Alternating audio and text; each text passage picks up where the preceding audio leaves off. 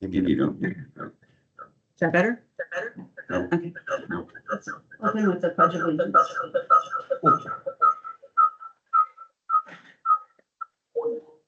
I pledge allegiance to the flag of the United States of America and to the republic for which it stands, one nation, under God, indivisible, with liberty and justice for all.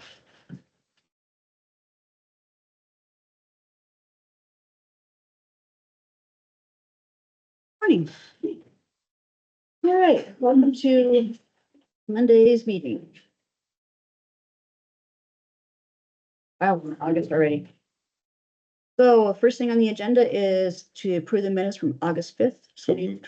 Second. First and second, all in favor? Aye. Aye. Approve employee claims filed with the county auditor for $533.53. Motion approved. Second. First and second, all in favor? Aye. Motion carries. Approve claims filed with the county auditor for $805,458.31. So moved. Second. First and second, all in favor? Aye. Aye. Aye. Motion carries. Approve the monthly employee health trust report. Motion to approve, and I love it because it went over, got a number, a 2 in the beginning right now. Motion to approve. I have one motion to Oh, approve. I'll second. Okay, I have a first and a second, all in favor, signify by aye. Aye. Aye. Motion carries. Approve monthly report, recorder's office, $11,151.86. Motion approved. Second. First and second, all in favor? Aye. Motion carries. Approve fund transfer from general basic to general supplemental. That's half of the budgeted amount. And so I had AIM transfer half of what you guys budgeted, and probably after the first of the year, we'll move the other half. Okay. Okay. Make a motion to approve the fund transfer. Second. First and second, all in favor, signify by aye. Aye. Aye, motion carries. Approve tax abatement, City of Hazelton.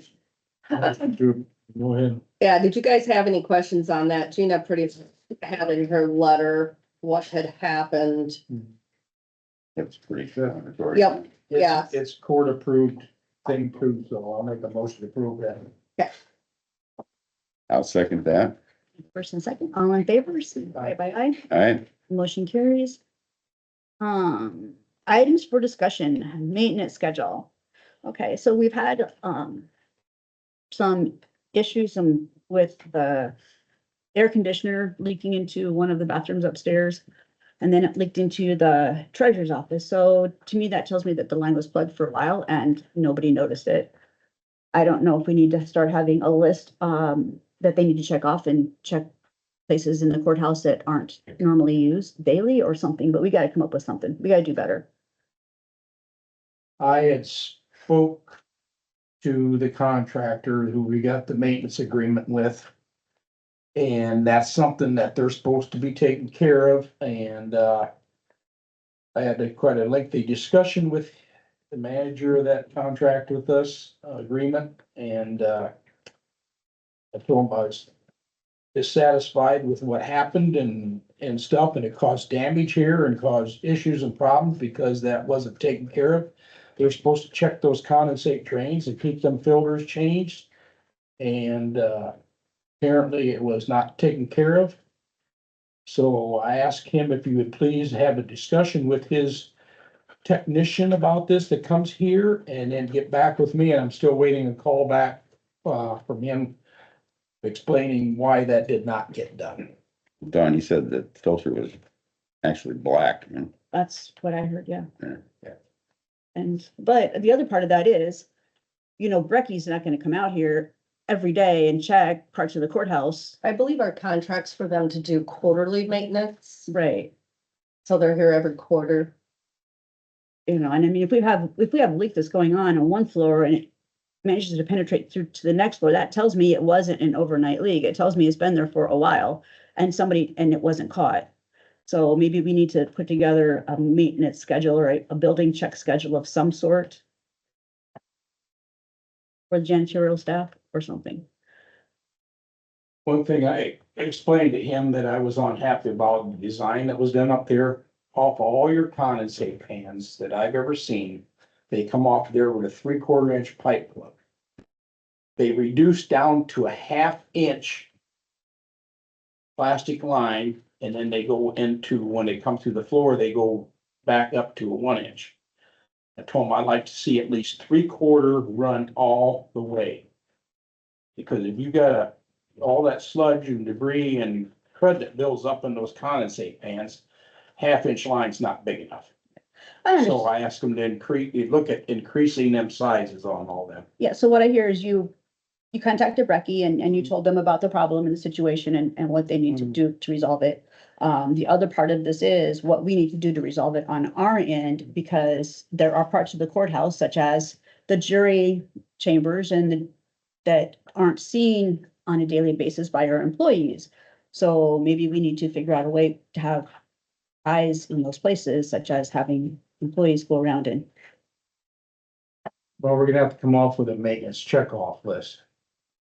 It's gonna have to be, however you wanna set it up, weekly, monthly, or whatever, and it's have to gonna be. They're gonna have to check off that they actually went there physically and looked at whatever they were supposed to look at. Who's gonna develop this list? well, I think that's probably up to the three of us. Because I don't see anybody else stepping forward and saying, hey, I'm just trying to think who's got the knowledge and the, I don't think that it's gonna take too much knowledge to know what areas of the courthouse aren't covered by. I mean, we know the jury. I guess that's one of the things I would have never looked at.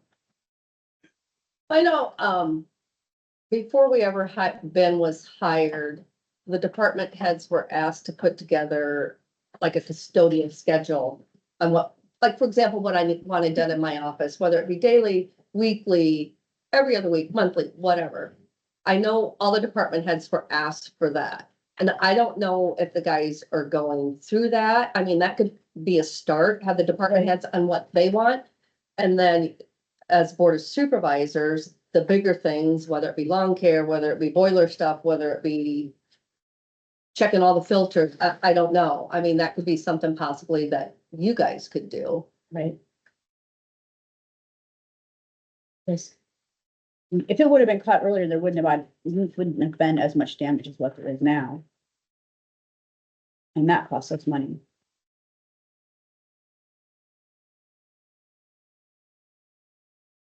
It's like those leaking hose bibs. Somebody should have said something about it. And I had, Independence Plumbing, Dick Curry here. He was here, I think, Friday morning or something. And he went around and looked at all them and stuff, and he's checking to see if it's gonna be not be easy. If we gotta change these out, it's not gonna be easy. Because the design is different on them right now. We're gonna have to involve a mason to recess them. And not only that, inside of the wall, there's not a ball shut off on all of them. And to get that hooked up and stuff in there, we're gonna have to get hold of an asbestos abatement company. And that insulation is gonna have to be removed before a plumber can come in, so. Other than you're gonna have 3 people working on it, you're gonna have a plumber working on it. Asbestos abatement company and a mason. Change out a whole hose bib. And the pipe going to that hose bib is within the wall. Inside the wall where they gotta go make the connection. And put so they got a ball valve shut off inside the wall. And it's like any other of the buildings that have been constructed, when they wanna cut cost. The way they cut costs is to not put a bunch of shut offs and valves in. Or electric outlets or whatever, that's the way they cut costs on the building. Sure. Yeah. So he's gonna check and get back with me. If he can even get parts for the existing. I'm waiting to hear back from him too on that. But he thought it was the spigot that was having a Yeah. problem. It's not the pipe going. No, it's actually the seat or the washer and stuff, the seat's probably bad in there and to replace the seat and everything on there. I mean, That's, these original 1939. So probably, you'd be amazed how many of those parts are still available. you know. But he's said he would do some checking on that. So. Do you want me to request a schedule from the department heads? Yes, we could, We can yeah. Start there and then. Yeah.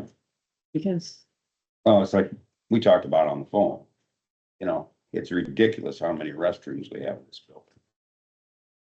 By the time you add up all the ones that are in all these individual offices and stuff, plus the public restrooms. right, And I don't know, do all of them get used frequently? Like that jury room only gets used when, we have juries, unless the judge goes in there once in a while.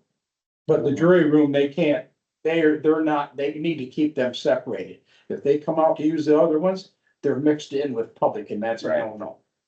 no, I was just saying, that they don't get used unless we have a jury, in, Right. And then so nobody checks them, you right? know, and you could have like a toilet leaking, you could have all kinds of stuff go wrong because there's plumbing in there and our plumbing is not new. By any stretch of the imagination, so, Well, plus to keep those toilets working right, they need to be flushed. right, Well, we didn't have a resident judge here for a long time when we did get one. Because there's a restroom just for the judge back there in that corner. And that was in bad shape. So we had to redo all that plumbing and everything in there. Because we wound up with having a resident judge. So, yeah. I'll start by requesting a schedule. That's what people would like custodians to Yeah. do, And and maybe then we can finish also it up, meet with the custodians maybe and, or get their suggestions. right, Because they might know some things that we're not even aware of or the departments aren't aware of. very true. And you gotta know what falls underneath the contract and what does not fall under a contract. No, I'd rather see us do some prevention than having to always go in and react to things. Yeah, it's less expensive if you can prevent it. But you're gonna have to develop some kind of a checkoff list of the Yeah. ones that there won't be no follow through with it. So we'll probably need the departments to and maybe have it under maintenance type things and then also go back to if it was a long time ago, as far as the cleaning priorities, redo that again. So they have two different categories.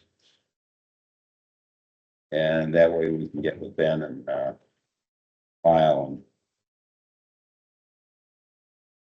get a comprehensive checkoff list for them, for each department. Great. Sounds good. Can I interrupt a second? Yes. Something different on a mistake I made when May walked in. I got the email when I was at fair. I missed it, Oh, so it wasn't pulled over to my agenda. But yes, she is scheduled to be on to speak with you guys this morning. So can we have a motion to add this to the agenda? Means May is here. I make a motion to add May to the agenda. I was second. Yeah, first and a second, all in favor? Alright, I was wondering what you were doing here. I thought you- You didn't have nothing else to do today. You wanted to When stay. you walked in, I'm like, oh, I remember seeing something. And yeah, I found it. It's completely my fault, so. Great. Discuss water in the lower shed, secondary roads. Good morning, Another water issue, love them. another water SPS. And here's kind of a little map where they're wanting to put it, and the cost of a septic tank is about $1,165. Now, when I asked, the guys have been after me to get water down there for various reasons. And one of which is so they can wash the floors, clean up. They want to put a restroom down there too. where is this at? This is down where the motor grader's kept down by the fuel barrel. So Out here at the main shop? out the main shop. So if I go clear down to that south end, back by the fuel barrel, that's where this building is, and that's heated and everything. It's where they keep the motor grader that runs out of this territory. And we can't hook up to city septic? No, it's too low for the city septic, so the city would allow us to put a septic tank in. And the guys have been after me to do this. Like I said, it's various reasons, but the best justification that came across was that's where we also keep all our chemicals. And it did happen where last year a hose broke and somebody got sprayed with chemicals. So you need to put an eye wash down there too? I wash and shower.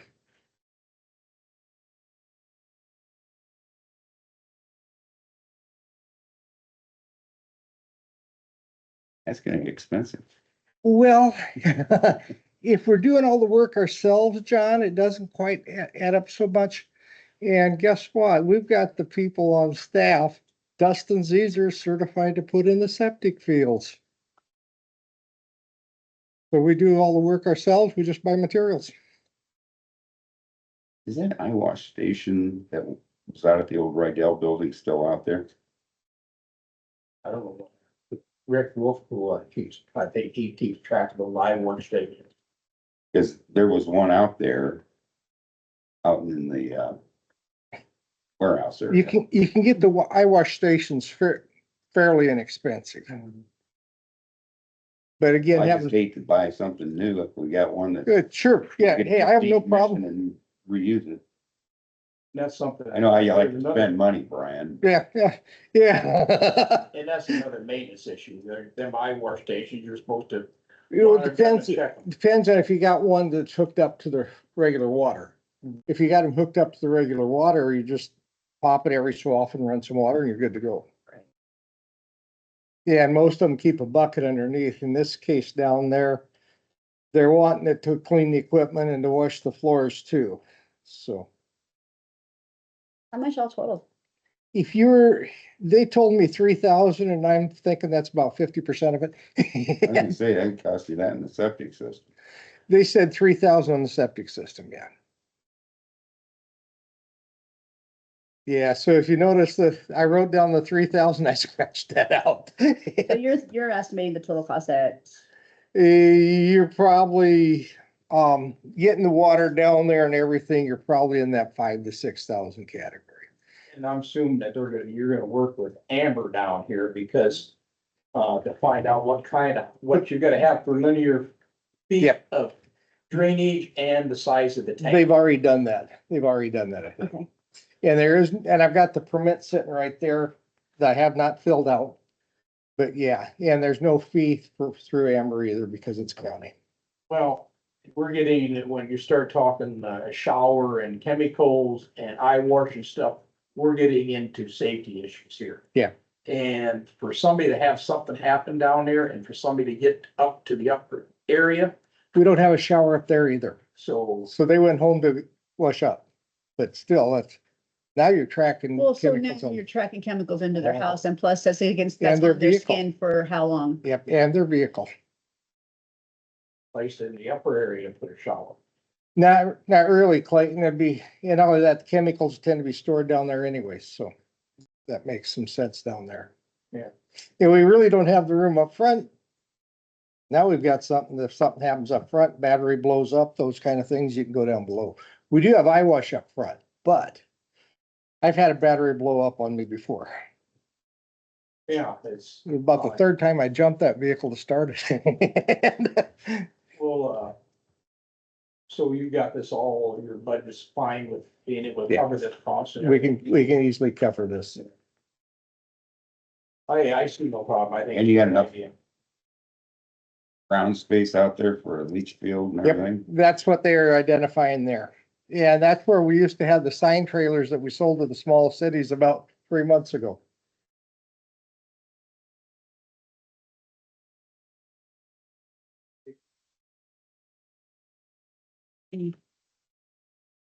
That's just a. I was getting it off my desk, sorry. Didn't mean to distract you. Worked.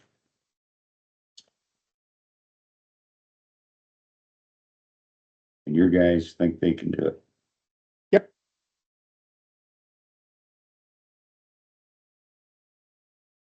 And Alex can draw a little schematic.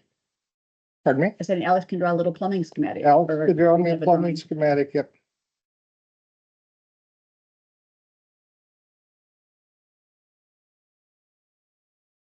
This is kind of the first step to resolve the septic side because I can't tie into the city, but I can tie into my other water line to run down there. And that's close enough that if somebody did get battery acid on or something, they could go to that shower in that water station. Down below. That's my thoughts. Need a motion or anything, or he's got money in his budget and everything? I've got the money in the budget. Probably be cleaner if we made a motion. I make a motion, we allow secondary roads to proceed with their, septic system and water. And I wash and shower. Yep. Okay, I'll second. I have a first and a second, all in favor? Aye. Motion carries. I think with the safety implications, it makes sense. That was kind of what, when I learned, why didn't they tell me last year when it happened? Good question. I'm so sure there isn't an eyewash station up in the jail. Upstairs. I don't know. Possibly would be, but who knows if it works, because everything that nobody wants goes up there. Half Well, doesn't work. I know. Majority of it does. Government operates, Yes. and it loves to spend money on new stuff when you've got stuff. Eyewash stations around, I'll gladly take them and put them in. Yeah, As long as they work. Yeah, Yeah. that's the question. it'd Does, just be worth investigating. Absolutely, I'm not Yeah. arguing that fact. who do I talk to? Go upstairs. Yeah, to find out. Just get an elevator key and go up there and wander around. Actually, just go get Lyle, Okay. I'll be able to show you exactly where it is. Yeah. probably. Quick question, is there any reason for me to stick around for public hearings? Because we don't have much for No. public here today. And if I may, I'm just gonna brief you real fast, extremely fast. Very productive trip. I think we came away with a speed feedback trailer mounted sign. Very optimistic on that. Almost that. promised it. And I did print out the list of who was there. And I was at this local road safety peer exchange. I was the only local. Hmm. Everybody else was state DOT or federal highway. Oh, wow. Did they And want to listen to anything you had to say? yes. Yeah, I had a presentation I gave and I thought it went over real well because they interrupted me several times during my presentation. And we're one of the few counties in the nation that can claim to have reduced their fatal crashes by 50%. And that's over an extended period of time. And Just not in the Kowalski Cemetery. what's that? Said just not in the Kowalski Cemetery. Just not, there's any fatals there, yet. It's the issue. Oh. They were already fatal when they landed in Yeah. the cemetery. And on that subject, Laura Sievers from Iowa gave a presentation, so, yeah, about trying to get some funding. So I copied you on an email to her. Just if you're curious.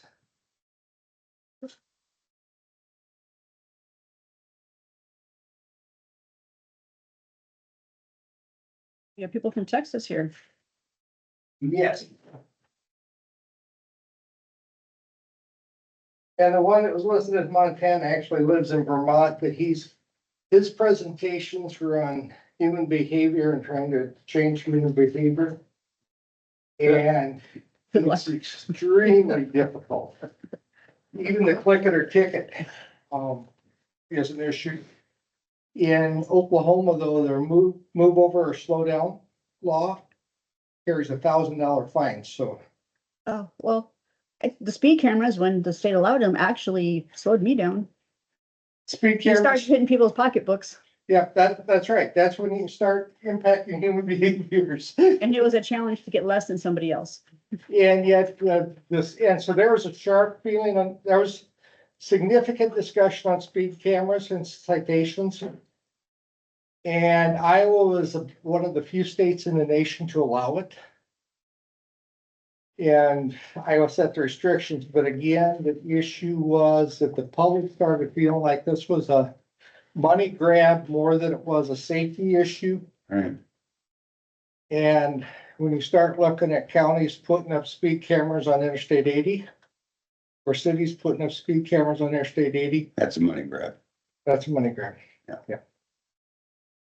And so I did, I've been sending it to Dawn, but I'll send you guys, everybody, you guys too. There's a website out there that they created where they take the data from GM. So the state of Iowa buys the data from GM. It can tell you how many vehicles are on that road, how fast they're driving. I saw nothing on my roads that was over the speed limit running. You know, you can find like Pawsky Diagonal, they had, or not Pawsky, the Brandon Diagonal. In the month of September last year, there was one person that drove over the speed limit by more than 10 miles an hour. On the gravel. Now, so this is coming from GM. Does that, with it being GM related, does that track like Hondas, your other, No. so this is Well, only for it's GM? connected vehicles is what it is. So it won't be all GM either. It's those that have the connected vehicles. Is it OnStar or whatever it is that they use. Yeah, so it First thing could, we all disable because it's too costly. Expensive. but what's interesting is they were listing the traffic volumes too. So I'm not sure how the state of Iowa massaged the data along with that. Right? It was, hey, I'll forward it on the rest of it. We had another one on distracted driving and I'm not sure how that's working unless it's a hard braking.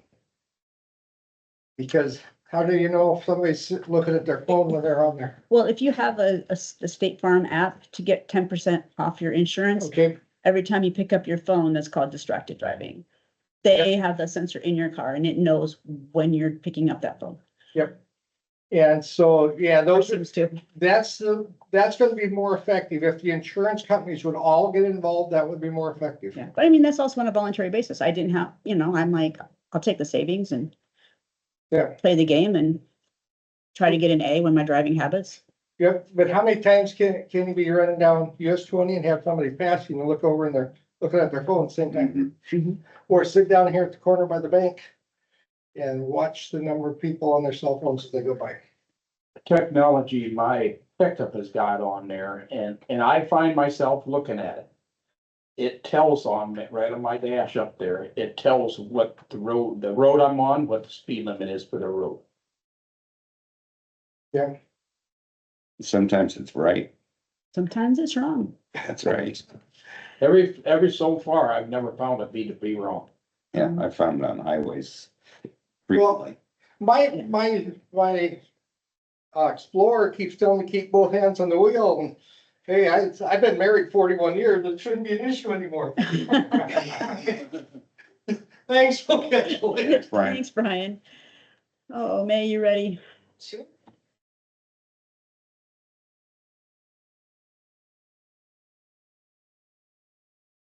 Thanks for your flexibility this No morning. problem. Chris, I'm sorry that Shelley bothered you while you were at the fair. In all reality, I was sitting at the laundromat trying to catch up on laundry on a Saturday, trying to go through emails and Yeah. I remember seeing it. I just didn't move it over to my agenda.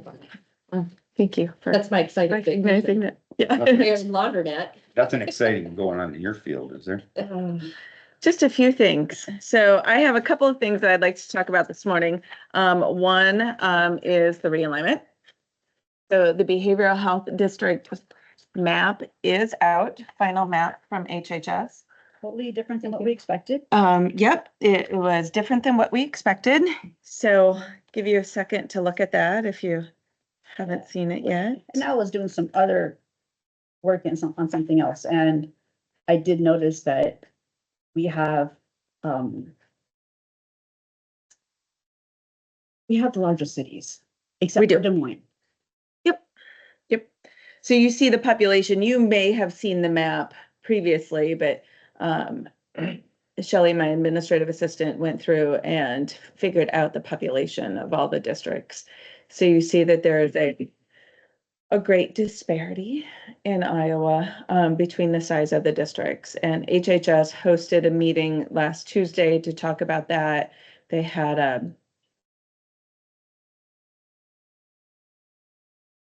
I keep wanting to call it a sustainability score, but suitability. They had a suitability score that was made up of several different factors. And they showed that the suitability score was equal-ish between the districts.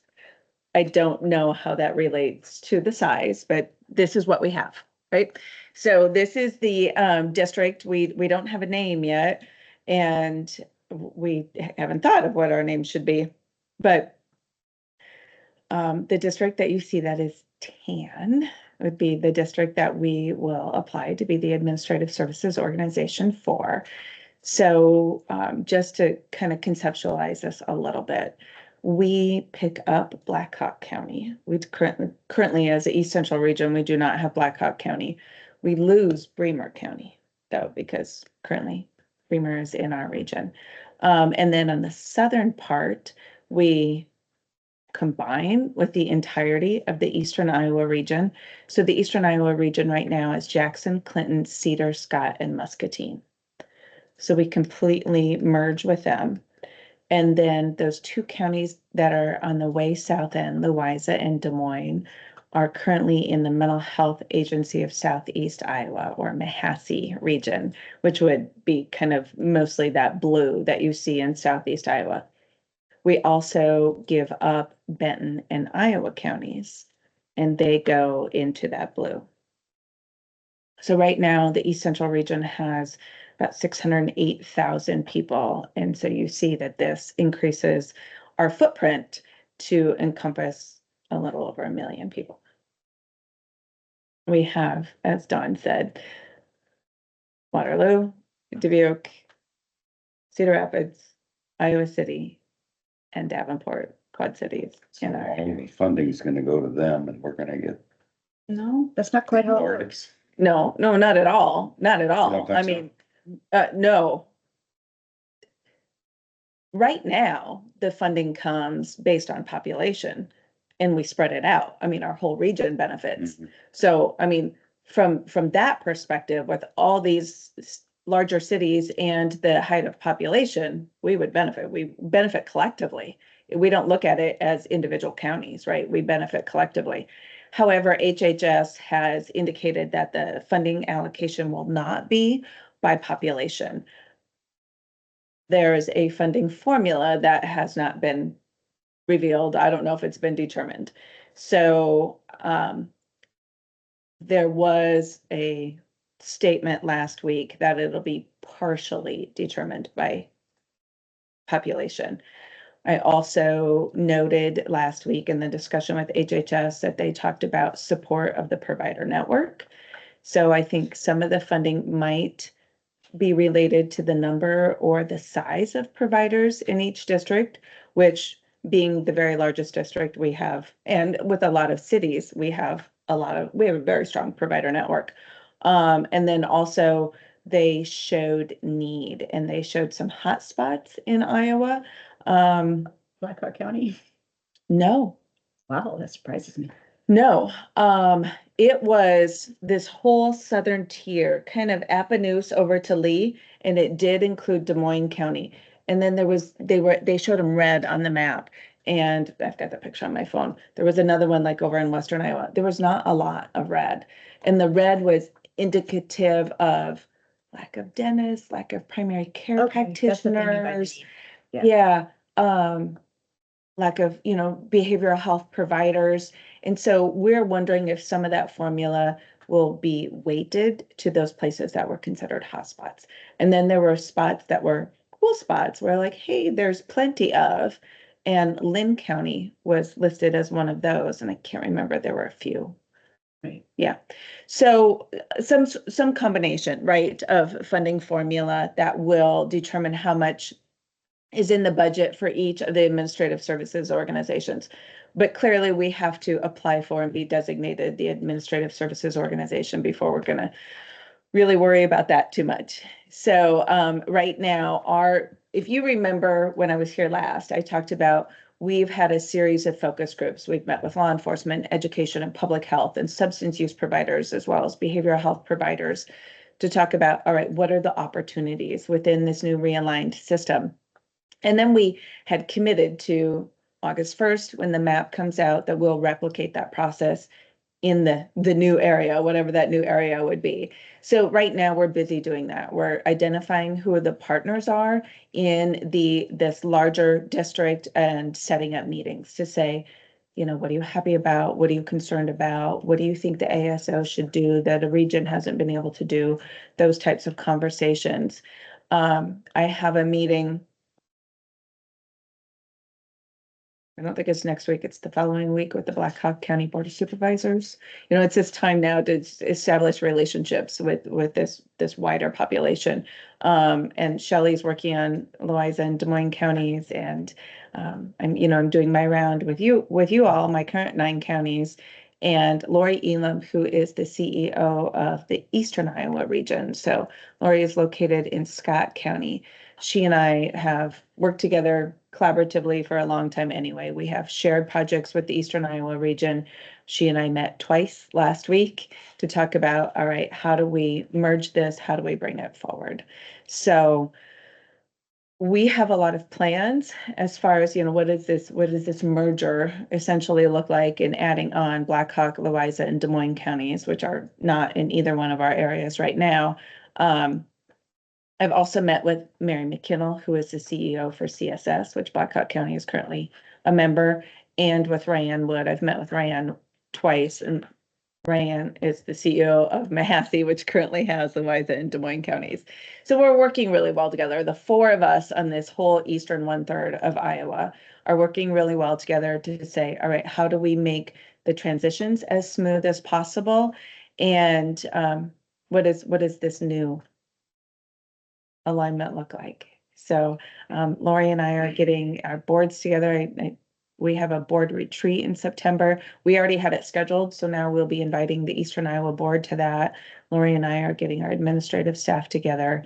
And once the RFP comes out, I don't think I was here since the HHS's timeline, transition plan, that's what they call it. The transition plan came out. So they've said that the RFP, the request for proposals, will be released on September 30th. We know that they have to designate the administrative services organizations on December 31st. So somewhere between September 30th, when that RFP comes out, and December 31st, we will submit a proposal. I'm guessing it'll be mid-November, right? 6 weeks for us to prepare, 6 weeks for them to review. On this bidding process, is this gonna be state operated agencies that are only allowed to do the bid, or do you see national companies bidding on this? That's a really great question, Clayton. In the law, there were 2 types of organizations that could apply. Number 1 was the MHDS regions, who were formed by 6/30 of 24, so 6 weeks ago. So a new region couldn't form like this year and apply. They had to have been formed by the end of fiscal year 24. And then nonprofit agencies could apply. So to your question, could a national agency apply? If they were a nonprofit and were interested in behavioral health services in Iowa, they definitely could. So the chances are it would have to be a nonprofit. That kind of would narrow it down some, I think. Yeah, I think so too. I was just wondering how this is all gonna work, so we don't see a major change in administrative and stuff, I don't know how this is gonna affect you. Or Julie and her staff, it's kind of, we're still in an unknown. It all depends who gets. Who gets the ASO, yep, who gets awarded. We collectively, the CEOs of the MHDS regions in the state have a friendly agreement, essentially, that if we are named the ASOs, if we have staff that do work for the region as a whole, then we can keep them. We can take them with us. If we have staff who are very, very geographically based, then we will work with the other CEO who's applying for the ASO and maybe let them go with, right? So Buchanan County clearly is not moving areas. And so our staff here, we'll keep all of them. Yep, if we're named the ASO. I have a table of organization that I haven't showed anyone yet. I showed Lori Elam, the CEO for the Eastern Iowa region, last week. She and I made some changes to it. Lori is going to share it with her staff tomorrow. I'm going to share it with my administrative staff on Thursday. So to help people to get an idea of where they fit in to all this, like, I have a plan. But I wanted to wait and share it with Lori first, just out of respect for her as another CEO. And then now this week we'll share it with our staff to let them see, like, this is our vision of how we will apply to be that ASO. Yeah. So we Blake still made a have, good point bringing that up because it's caused chaos in our public health department. There's people, Because they they don't think- know what's Yeah. gonna happen, so they're. Yeah, and that's, really unfortunate for two reasons. One, it's just unfortunate, right? When you don't know and you don't have any answers. And so there's a lot of fears and speculation that happens when there's ambiguity. But the other thing is, it's unfortunate if people left and now HHS has declared that they're not going to touch public health next year. That it's going to be at least the following year. So, I mean, like, it's terrible if we've lost as counties, right, good staff because of this ambiguity. I so, think it's been great that you've been proactive on this whole thing and not kind of working ahead of the game here. Yeah, oh, we are. so if we get the ASO, Mhm. then do we leave the staff in the place that they are? Or are we going to try to find a different building and house all the staff in one location? That's a really great question too, John. I don't know. I don't have any plan to put all staff in one location because it's a priority of HHS that we have local presence. Okay. And so I wouldn't want to be like, we're moving everybody to Dubuque. I'm not doing that. Definitely not. No, or to Davenport. Yeah, we wouldn't do that. Yeah, we want to have local presence. Okay. One of the things HHS has talked, well, two of the things HHS has talked about that, floats out there and we pay attention to it, is co-location with the AAAs. We're bringing in aging services and, having that collaboration with them. But also last week, Marissa said co-location with public health. And I was like, great idea. And it works, but like logistically, do you know what county courthouses are like? And they're already full and like moving that around might be somewhat of a challenge. So I'm sure that's down the road. Yeah, because and we don't even have an NEI 3A presence unless you're gonna include the senior center. Right.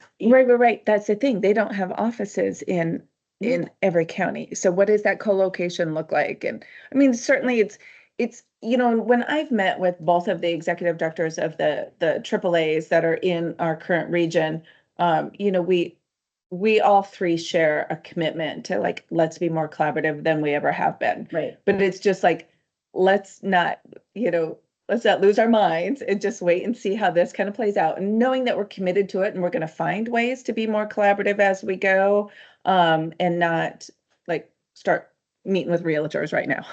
It's really crazy from where originally the state was laid out in quadrants.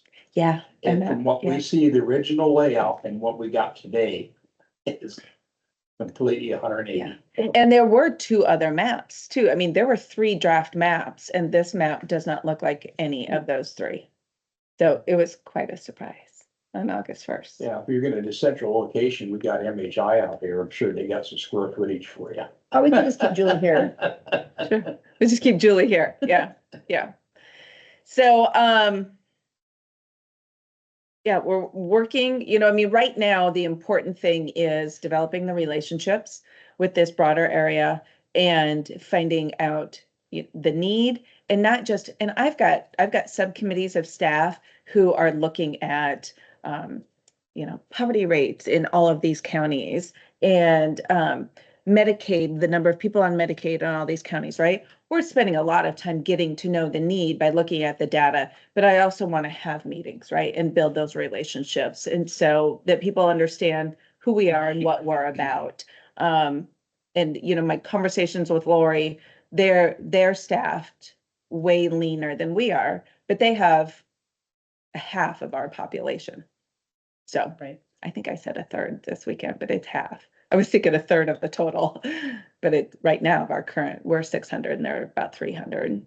So These regions and districts are crazy. I'm on 3 boards, pathways, mhm, Iowa Workforce Development, Intercog. sure. 3 different regions. Everything's completely all different. It gets really Yeah. confusing. I know. Where your region boundaries are at and not at, but some counties I work with, some I don't, I don't know what to do about that. There's so many maps in the state of Iowa. Yeah. It's been a little bit difficult. I wanted to fill you in and just, keep filling you in on where we're at with the process. Again, the RFP will be out September 30th, and we will submit a proposal. If we're named ASO, we'll have that 6 months to make the transition from MHDS of the East Central Region to whatever the name of the ASO is. So in light of that, I also wanted to share this morning our FY25 priority initiatives. I share these with you every year. I got one. Yeah. Question. Establishing salaries and wages and stuff like that. Like, I want to use an example, I work for city development. I mean, we're allowed a certain percentage at admin cost. Mhm. Is this gonna work the same way? The admin cost is gonna Yeah. be, this is what you get to work for administration admin cost, and this is what you got. Yep, that's exactly how it's gonna work. In the law, they passed that we will be limited to 7% administrative costs. Right now, in the East Central region, our administrative costs are 8%, but we've got 2 staff in there that I think could be shifted over to services, and we'd be at 7%. So I haven't been really worried about that 7% since they passed it. I think that we'll be able to do that. And the other thing too is, how will they define administrative?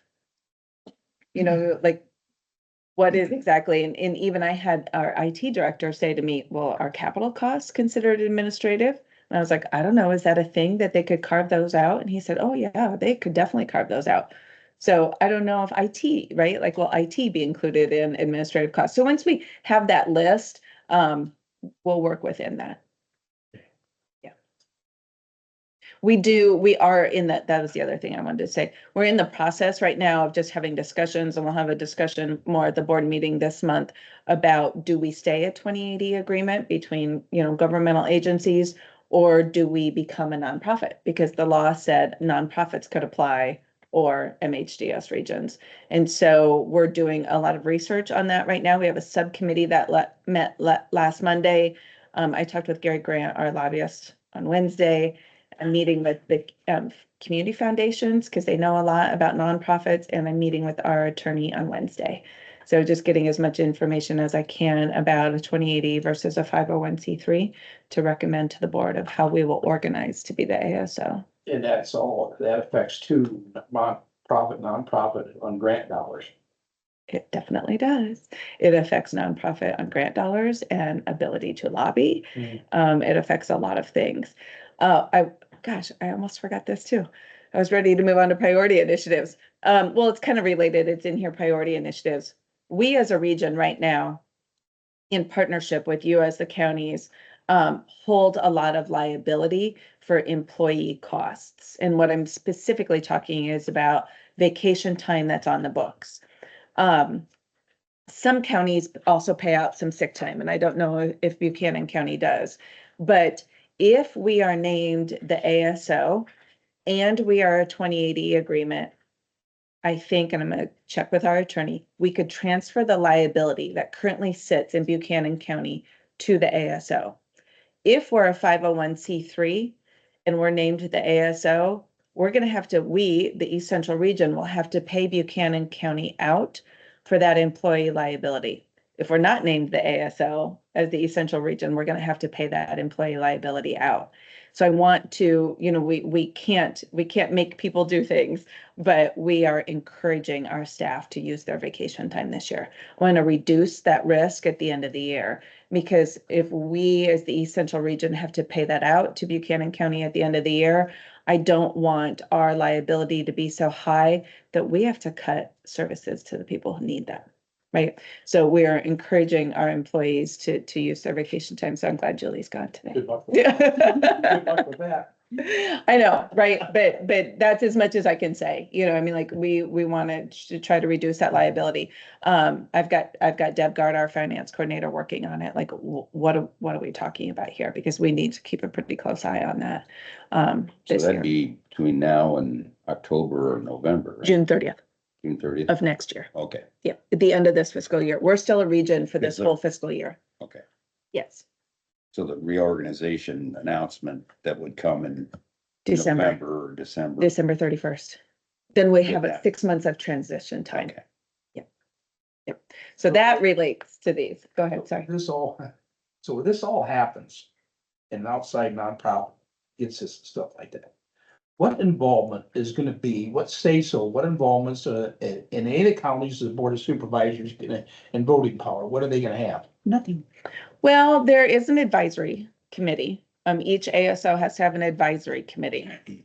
Stress that word, advisory. And that is made up of 3 county board of supervisors. You better get out and start campaigning, Don.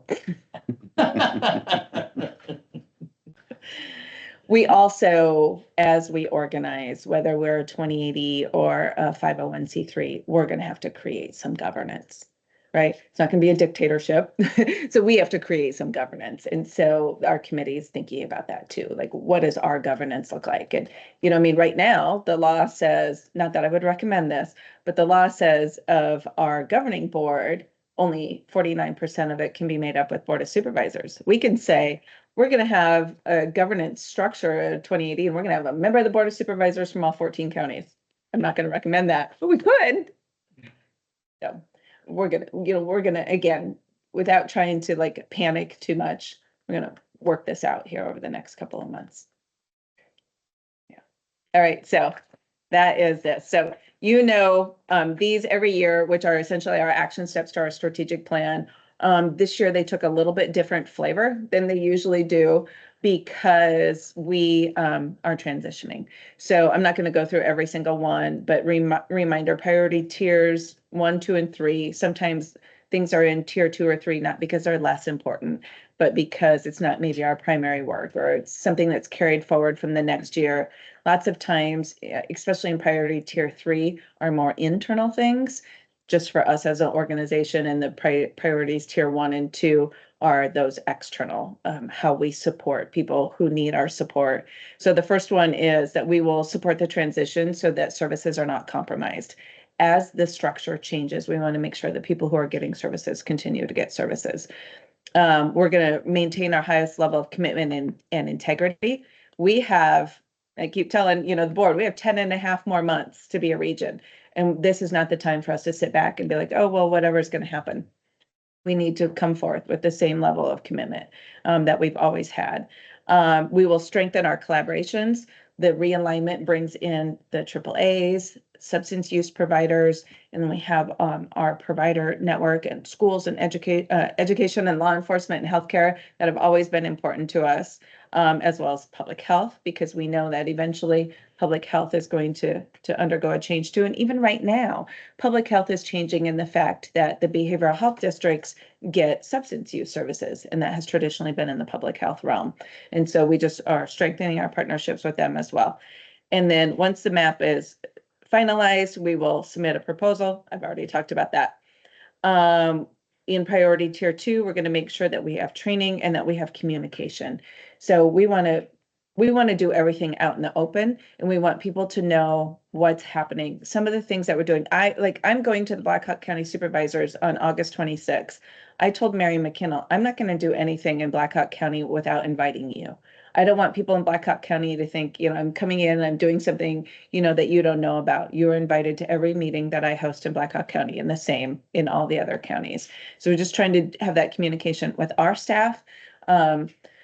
We have a lot of staff who have a lot of anxiety, right? What's happening? Am I going to lose my job? And so I can't guarantee anything right now because I don't know if we're going to be the ASO, but I can let them know what we're doing, what I'm doing, and the planning that we're doing to make that be a reality. So we have bi-weekly communication that goes out to all staff. Today is my first, we're calling it Q&A with May. Where I just have a Zoom meeting and any of our staff can pop on and they can ask me questions.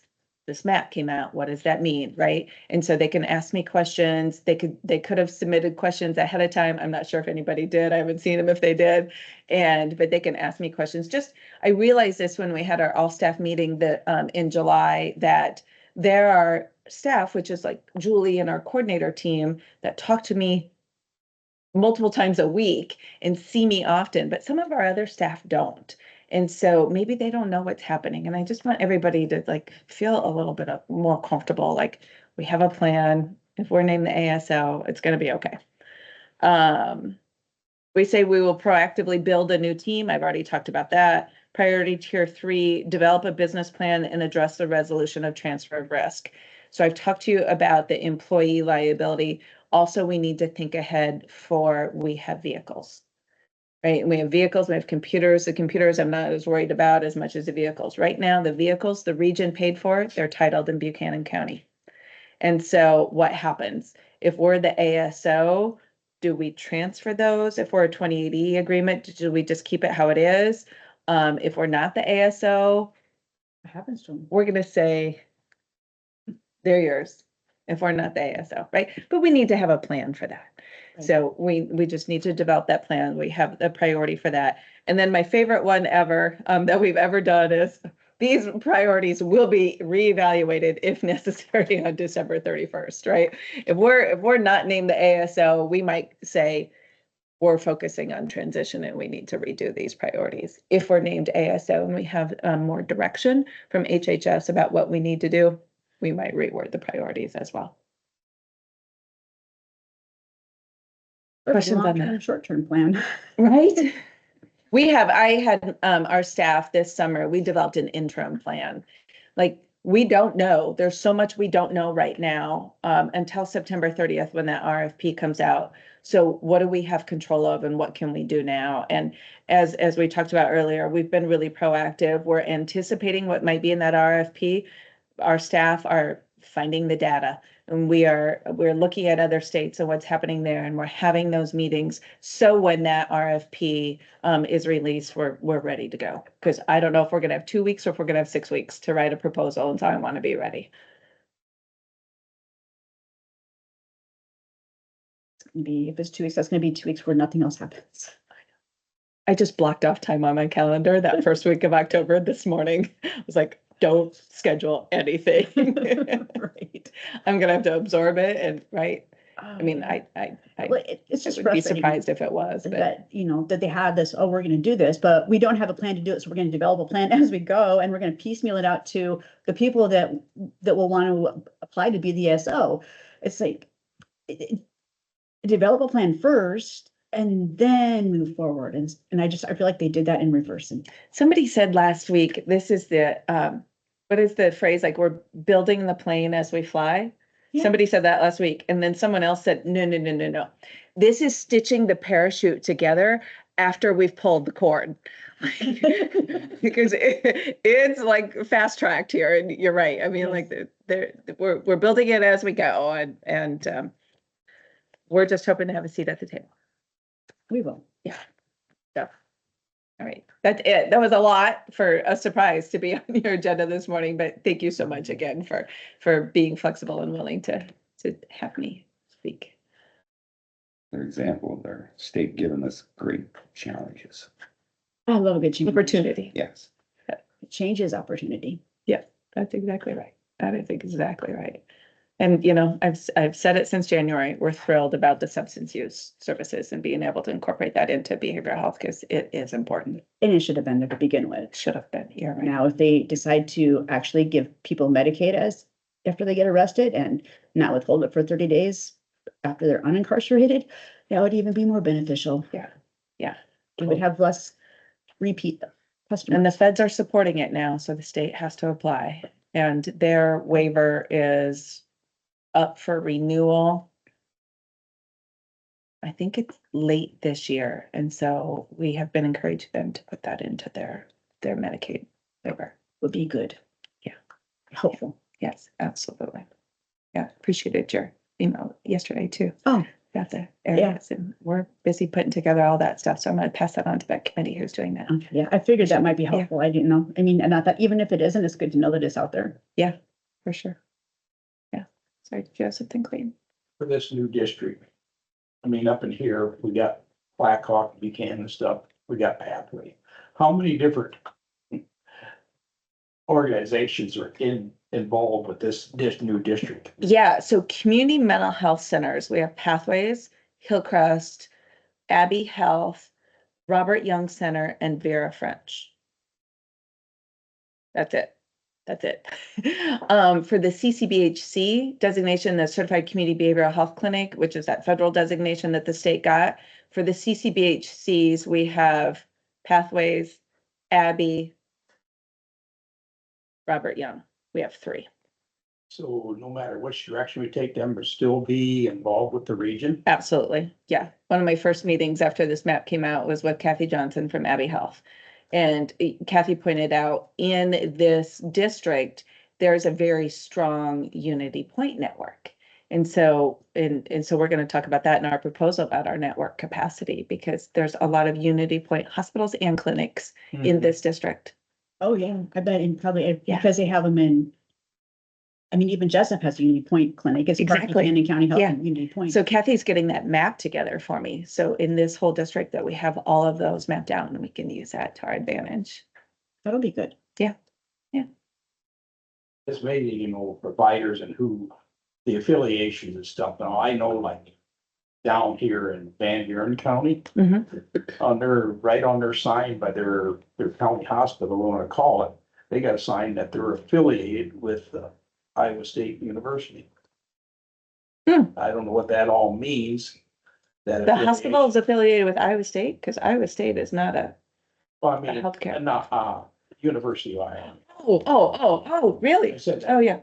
where do you sign up? Well, that makes sense, I don't but know yeah, what that all. what the means. affiliation means, yeah. Yeah, Because I didn't realize they had a lot of like outreach type clinics. they could have. And I thought, oh, their system was their system and that was it. I know. All right. Thank you so much. Thank you. you. Yeah, Appreciate you it. guys have a great week. Good luck. Thank you. Let me know if I can be of any assistance. Don't worry, well.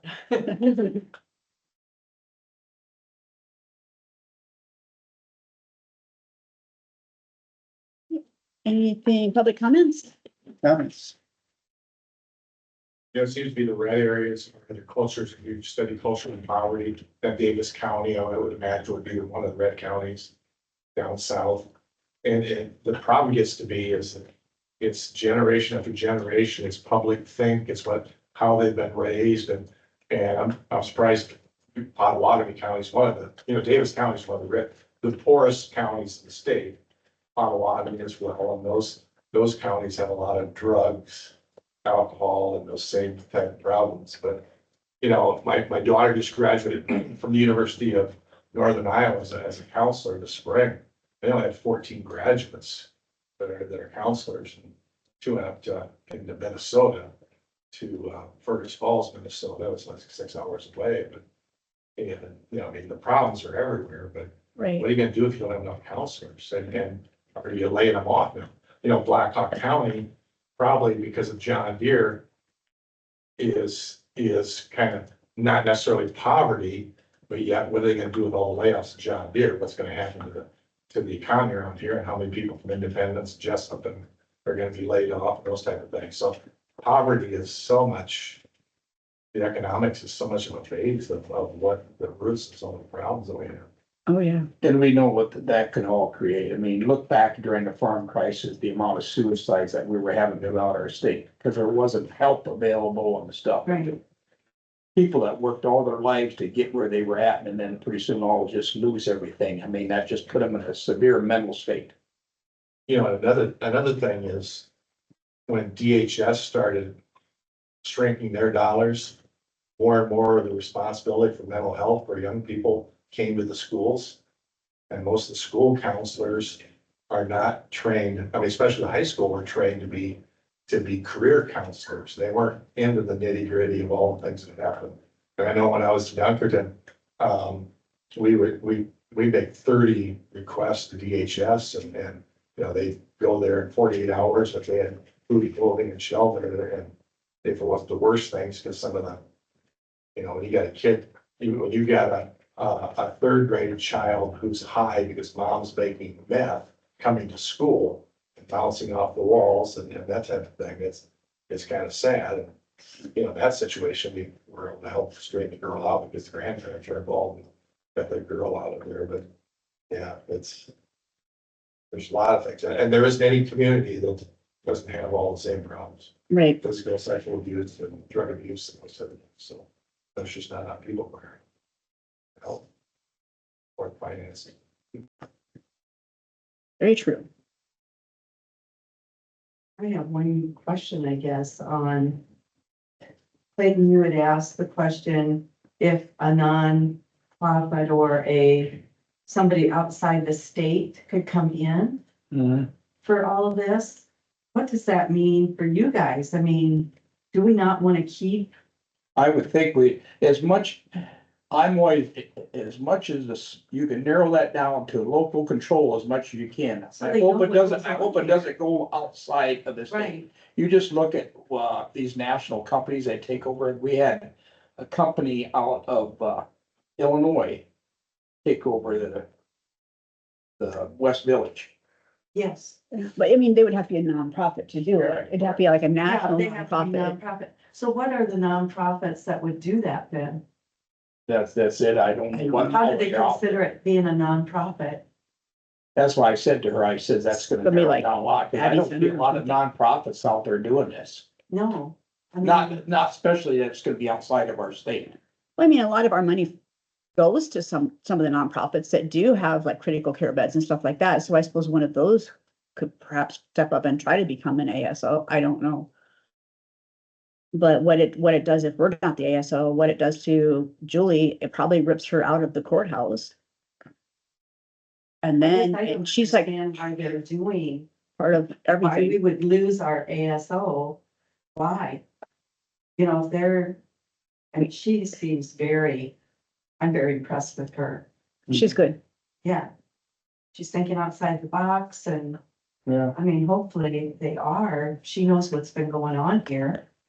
In this bidding process, I don't think it's an unknown of how competitive bidding is gonna be on that. I don't think Well- anybody knows. And the sad part is, so as a group that has to have our meetings in the open, East Central Region, we have to have, our meetings are all open to the public. So we put it out there that we're going to apply because that's what we discussed. And so then, does a competition, do they have an edge because of this? You mean, That's true. it's not fair, I but just think, I agree. Sounds like you're building a plane while you're trying to fly it. right? They're doing it backwards. Or stitching the parachute together after the ripcord's been pulled. I like that one. Yeah, I like that one. It's really good. Or I wasn't thinking about bringing this up, but being you on the P and Z board, both been involved with the wind turbine issue and stuff like that. Mhm. I went to a business Friday afternoon late to get some service work done. And then a contractor that was there that does business in the county, he's gotta work on ordinance guidelines and stuff. And publicly in front of some other customers that were there and the employees there, I got beat up pretty bad out there about this whole issue. How, On and the. it wasn't just me, it was brought up how the board of supervisors did not do our job on that whole thing. And I got raked over the coals out there publicly in a private business. And I was upset when I went home. I haven't heard anything like that. Nobody's approached me and said. And this is not, I know this individual, this is being spread out there now through the community and stuff, this is being talked about. Cause I know this is happening and stuff, and it was not a good Friday afternoon for me out there. I've been very surprised. I've not heard anything. I've not heard another word about the wind turbines. And people know that I'm on the board, Yeah. on the commission. And I was shocked that I got surprised. attacked out there because I hadn't been hearing nothing either. I mean. And every time when people ask for my input or how I felt and stuff, I responded to them and tell them, I'm working through this and stuff like that. I just didn't. I think you guys had as tough a decision to make as we did finding the facts. Right. I mean, I hate it to be you. I hate it to be us, but I mean, really trying to come up with a solution for the county, but if they listen to what we listened to at every one of those meetings that you guys had, isn't that many for it. So And if you most of them were listen to out your of- county, Yeah, you had to listen to your county somewhat. Did you see where Floyd County, the first vote is to vote down? Floyd County, like Mid-America already has like 50 turbines there. And they've made the restrictions where NextEra is one of the companies as well as Mid-America are bidding. And Tom Trey Martin, whoever the guy was, the Sioux guy, is talking about how to kill their program, but they don't want any more than a certain number. They put a certain number on there. They put a certain height on there. The restrictions are have made it where they're probably gonna have any more, but they got 2 more votes. It was 2-1. Just last week, so Floyd County is against it as well. There's gonna be a lot of future meetings and stuff that's going on. They're working through the process down there in Lynn County. I mean, past the solar, now they're going into the wind down there and stuff like that. Where would Lynn County put wind turbines? they couldn't, without it being in somebody's backyard. That's what I was just gonna say. Everything is kind of condensed to the point, you know, I don't know. And solar issues getting worse all the time. Negativity is growing. What I keep saying is somebody would come up with take every one of these parking lots, put solar. Hey, we got all this cement, put solar, you protects the cars from the sun, and you got solar, you're not digging up anything.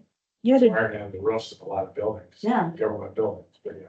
You go south, and obviously this is when you go south, but they've got a lot of them on their roofs of their homes. You know, and I know they don't look best, but Well, we got a solar array in our county. That's our county property up there, Fontana. yes, I saw that. We went up, we hadn't been up there for a while. But, well, I'm sorry you got nailed to the, Yeah, I was just, when that attack came on me out there, I thought, really? And I tried to explain to the person, because a lot of times they don't know how the solar process works. They don't understand the responsibility of our sanitation and zoning administrator. They don't understand what's in his job description. They don't understand what the P and Z board stuff. I mean, they just go out there without doing their investigating and research. They just go out there and start chewing on somebody. well. They say some stuff to the wrong person, they're probably gonna get chewed on back. yeah, I tried to reason with the individual and stuff and tell him some things, but he wasn't gonna listen to me, anything I had to say. no.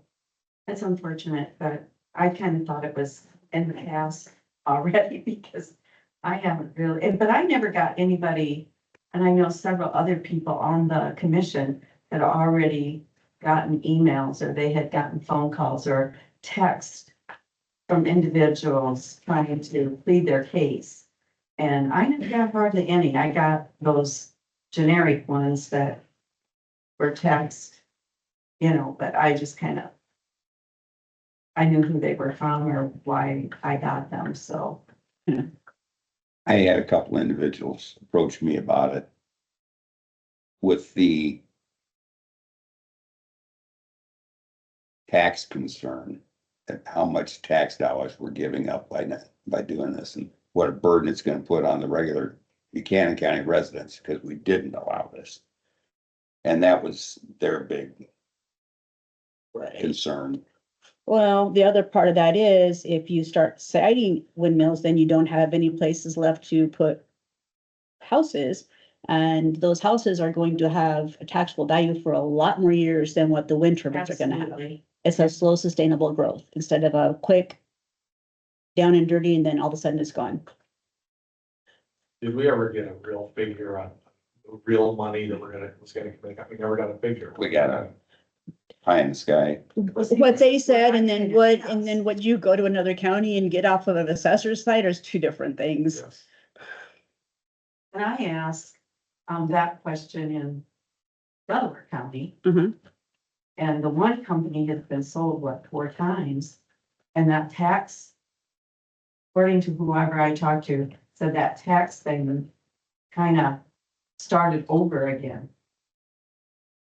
It So shouldn't. some of the taxes off of those windmills they didn't get, like they were supposed to get. Right. It takes such a long ramp up time too, and by the time they get them ramped up, then they could be decommissioning them. Nobody wants to pay taxes like they should. We're going through that in court now with Poet and Walmart. Yeah, Did you know the Mechanicsville, the two turbines down there, that company out of Chicago is discussing blowing those turbines up, because it's already, they've already got, Monty Urban brought All that debris. all that debris. So if they blow it up, where's that debris gonna go? I mean, how worthless is that? How many acres surrounding? And I don't know if you know, maybe I mentioned that before, but, they've, around Gladbrook, they've they put new turbines in replacing the old ones, so they're taller. And because they didn't have very good decommissioning plan, is that the repair of the roads, the company says, we've already paid that. It's up to the county to repair all the roads from all the driving. Also, see, I wondered when you take them out, who pays for that? Cause I mean, you're gonna build the roads up and then they tear it out. Cause you still got that. Yeah. Let's say you have to put a new blade on or new blades. So now do they pay to put that road back so that they can bring them in and out? once you're decommissioning, Well, that's what Taylor County's. I didn't know if we went far enough, actually, when we were looking at some of that stuff, for the decommission part. Yeah. At least it's done. Administration. Money's not there. Mhm. And then look what's happened, Right. California's had wind turbines for years and still have to buy their energy. What's happened in Texas and now out in Massachusetts that they're barring. There's so much negative stuff going on, and Germany's giving it, they went whole hog on and too much, and it's raised the temperatures and stuff like that, so it's. We don't know what the future holds on that. No, This board is temporary. Yeah. We're all gonna be gone someday. What's the new board gonna say? What's the new board gonna say? Yeah, and everything changes. Just like your health thing, it's Yeah. changing, And when are we gonna get into nuclear energy? Just say. Well, I'm hoping that that's a positive thing because I heard they're gonna check out the feasibility of starting up Halo again. Halo I'm again. hoping I heard that. that happens. And then they instigate their new safety protocols and more efficiency and stuff like that, and just, I hope something positive comes out of that. Was there anything else? Very good, here, Mike, yeah. Motion to adjourn. Second, For second, meeting's adjourned. thank you.